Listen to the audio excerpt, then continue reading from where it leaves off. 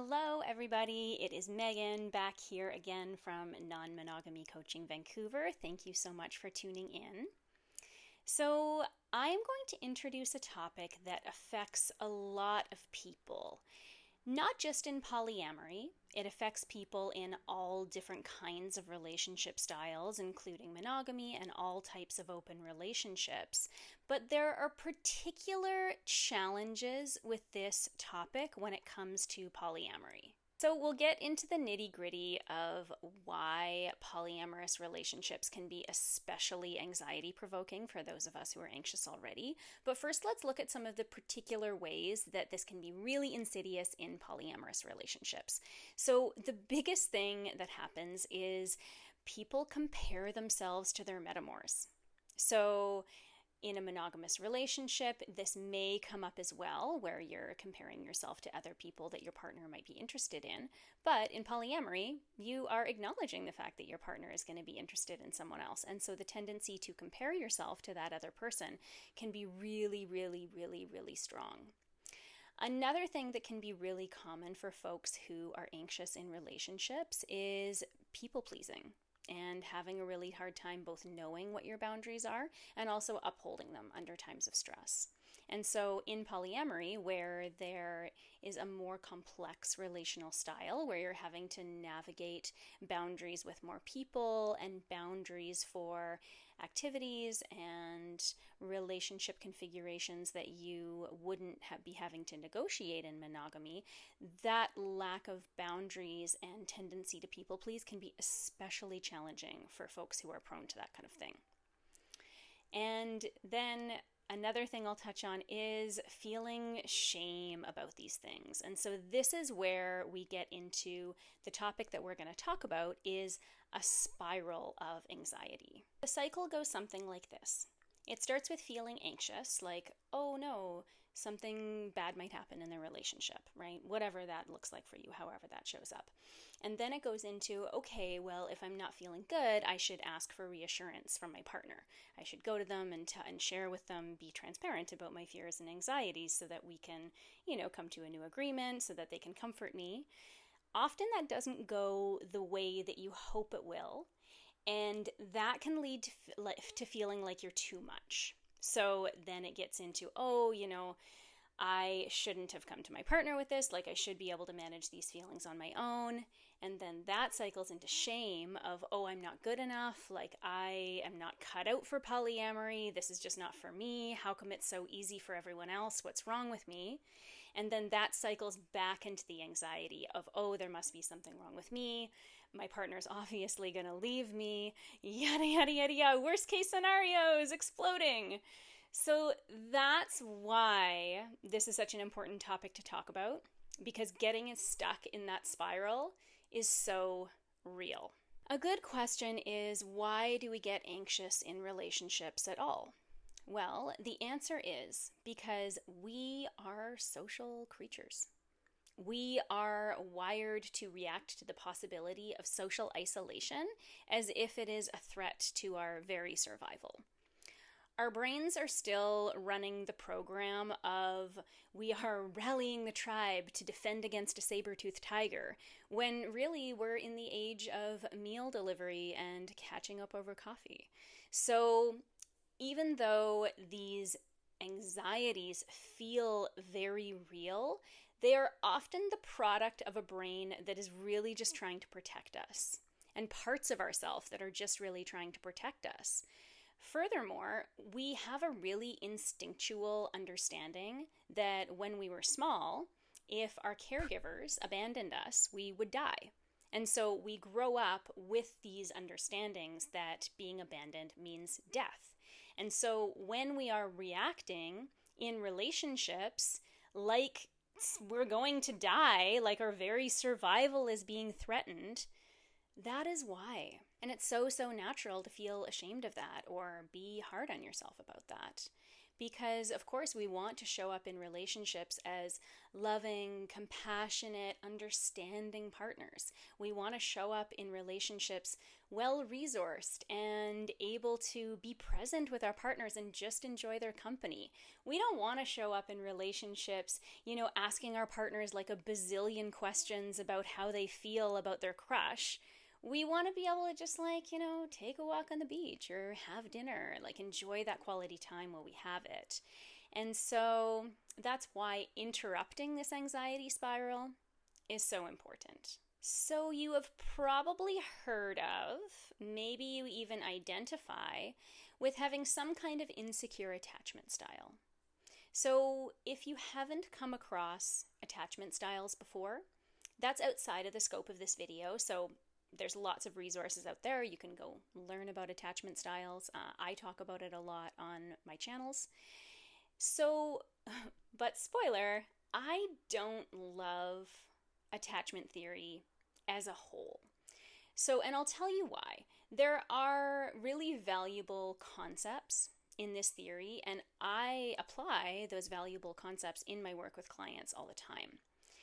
However, what I see a lot of is folks tend to really hear or understand themselves as having a certain kind of attachment style and feel like they are that attachment style rather than it being a collection of tendencies, which is actually much closer to the research. Folks tend to really pathologize themselves when they think that they have an insecure attachment style.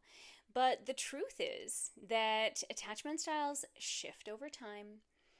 What kind of relationship you're in changes how you show up. And so attachment style is not a fixed thing.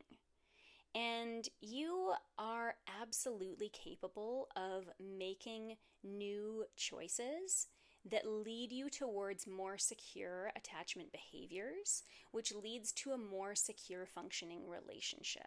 So a vast majority of us have some kind of mixed attachment style with both anxious, possibly also fearful, and also avoidant.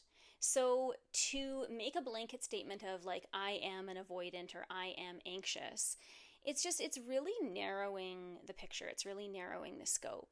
And so I really, really encourage folks to see attachment style as an ever-evolving, ever-changing thing that you can actively engage in and actively make choices in order to be in a relationship that you want to be in and that you know that your partner wants to be in as well. So the really tough thing about anxiety in polyamorous relationships is it can show up even when we are mentally on board with polyamory. Even when we think, wow, this really makes sense. Why would my love be limited to one person, right? I am not expected to only love one of my friends. What's so different about romantic love? Why am I expected to limit my romantic love to just one person?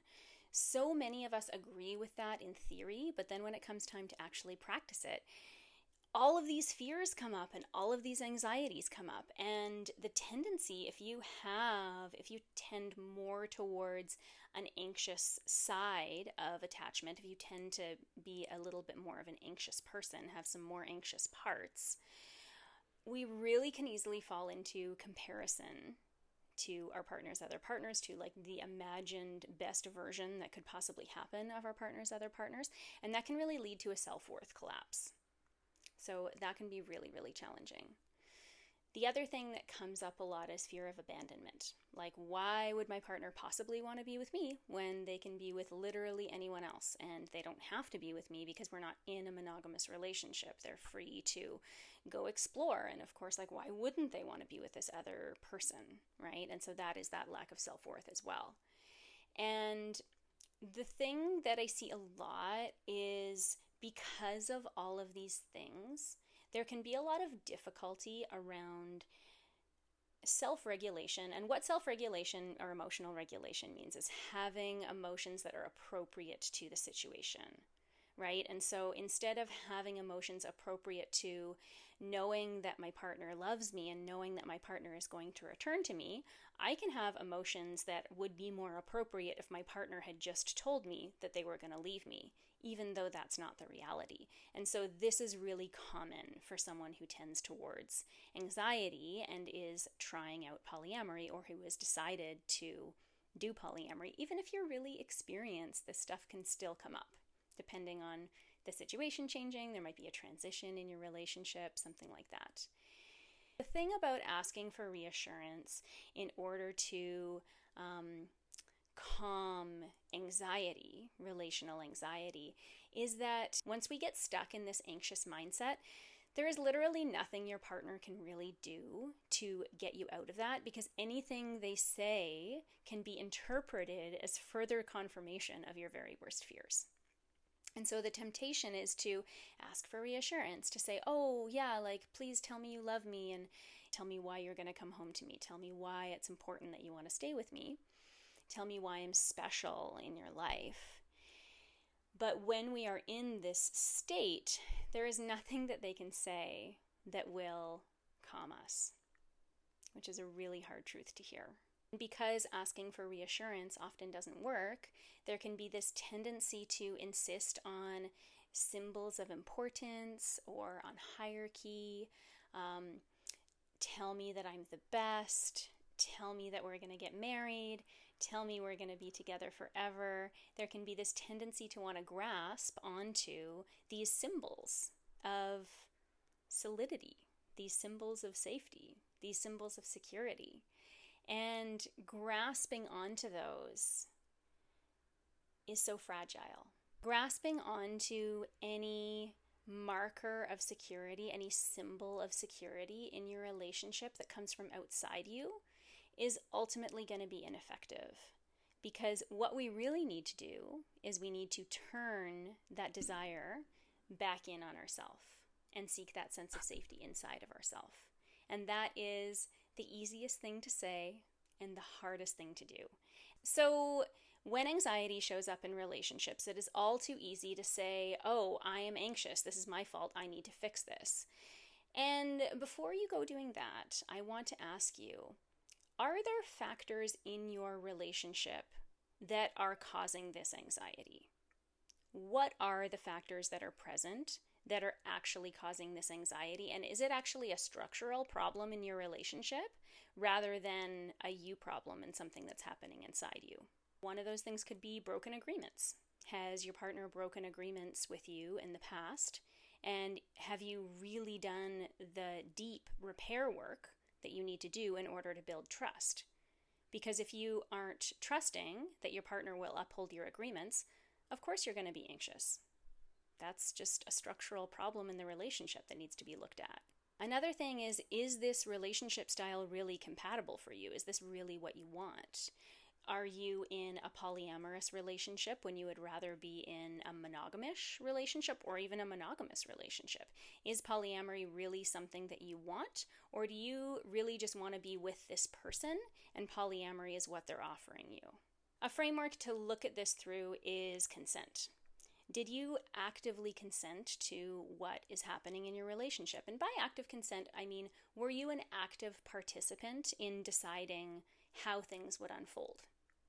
Or are you just not necessarily a no in how things were going to unfold? Also, did you consent to a certain kind of relationship and then the parameters of that relationship changed? And because the situation changed, you're in a new situation with the same people, and you didn't actually consent to what is currently going on right now. Another thing that you can ask yourself is, did you consent to something? Did you consent to a certain relationship style? Did you consent to a certain relationship configuration or a certain new person being added to the polycule, and then realize that you actually made a mistake giving your consent in that, and that you don't actually consent to that even though you thought you did at the time that you gave your consent? A few things that can help if you're finding yourself in a place in your relationship where you're having a lot of anxiety, if polyamory is feeling really fraught for you right now and really anxious, and you're finding that a lot of your insecurities are coming up. The first thing I'm going to ask you to do is change the focus from the other person to yourself. So instead of falling into the trap of if they would only blah, ask yourself, what can I do in this moment? What choices can I make in order to change what's happening, in order to change my reality, in order to change how I feel, in order to establish safety for myself? What can I do? Another thing that I want to offer is aim for neutrality, not compersion. So we can put a lot of pressure on ourselves to feel sympathetic joy for our partner's other partnerships. And what I want to offer you is if you just think if you're like, okay, fine, that's great. That is totally an okay place for you to be. I give you permission to just be okay, to be neutral. If you're really struggling, let's talk. But if you're just neutral, I consider that a win. Compersion can come over time. Or maybe it won't. Maybe you find joy in your life in other ways. And maybe you find joy in your own partnerships. The new partnerships that you have, you find a lot of joy in. And with your partner's partnerships, you're okay. You're meh. You're fine. This is your official permission slip to be meh about your partner's other partnerships. Another thing that is totally okay is not wanting to know everything. If you just want to know, oh yeah, you went on a date. Oh yeah, okay, fine, great. Thanks for telling me. You don't have to know all of the details. And if your partner wants to tell you all of the details, it's totally okay to tell them that they need to find someone else to share that with. They need to find someone else to support them or share their wins with, whatever it is. You don't have to be the person to support your partner in their other relationships. It's actually better if you're not. You absolutely need to diversify your support system, especially as an external processor. Another thing that's really important is to diversify your support system. So you can't go to your partner to process your feelings about what's happening in your relationship with your partner. You need other folks to do this with. You also need other folks to hang out with while your partner's out on other dates. You need to have other people that you feel close to so that when you get this unstable feeling of like, oh my God, what might happen in my relationship, it doesn't feel like the whole world is falling out from under you at the same time. So invest in relationships outside of your partnership. So that brings us to the end. I hope this was helpful. Thanks for watching.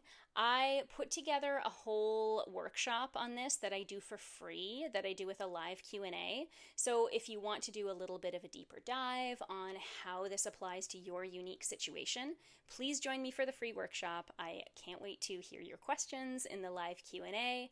And if you can't make it or if you're not interested, I hope that this video was helpful. Let me know what you thought in the comments and please follow along for more info, more videos.